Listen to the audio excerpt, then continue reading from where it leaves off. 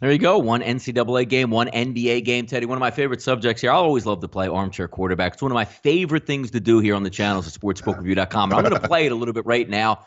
And I'm going to get down to the Philadelphia Eagles. Now, say what you want about the game. You know, they were injured. They were losing guys as they went. They're back down to their sixth-string cornerback that was signed, December 24th and doesn't know the plays, so therefore gives up 4th and 2 touchdowns to get the New Orleans Saints back into it. But I'm just looking at the final drive here. The Eagles get another miracle missed field goal. It wasn't a double doink, just a wide right, but you get the ball at the 42-yard line. A couple plays later, you get a couple completions out there, you get a personal foul, and you're lining up at the 25. Roughly 2:30 on the clock, Ted, I'm going to say, and I'm screaming in my living room. It's more important to run this clock down just as it is to score a touchdown at this point, and they call the perfect play call. They called Darren Sproles, Teddy, up the middle, which got no yards, and I was fine with because that gets you to the 2-minute warning.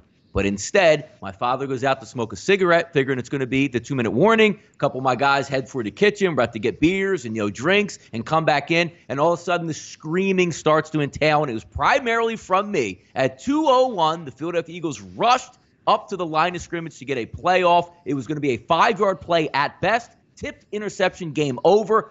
Absolutely livid because you could have went to the 2-minute warning and ran the same exact play, not rushed. And if you got 5 yards, it would have been perfect because you would have bled the clock down. If you would have scored before the 2-minute warning or scored just out of it and gave those New Orleans Saints, Teddy, a minute and a half to go down the field to get a field goal, you would have lost. Clock management coming from the Andy Reid tree bites us again in Philadelphia. And boy, did it hurt me, Teddy. I screamed all the way through the rest of that game and on Twitter until I went to bed last night. I couldn't take it anymore. Sure. When you're a fan, it's really hard. I want no part of being a fan. I've been a fan. It sucks for every team except for one every year where you just get your heart ripped out. All that being said, I mean, you want to talk there were plenty of coaching miscues this weekend. I can't think of a coach that did everything right this side of Belichick. McVay choked up too. But yes, Doug Peterson got a ton of credit for the Eagles' run last year to win the Super Bowl title. Doug Peterson is the brain. No, he wasn't. DeFilippo was the brains. Frank Reich was the brains in Philly. Peterson wasn't the brains, and that certainly showed. The one thing you can't do if you're Philadelphia, score the game-winning touchdown and leave enough time for Drew Brees to march the Saints back down the field in a field goal range. So I'm with you on the concept. No need to rush that play. They rushed it.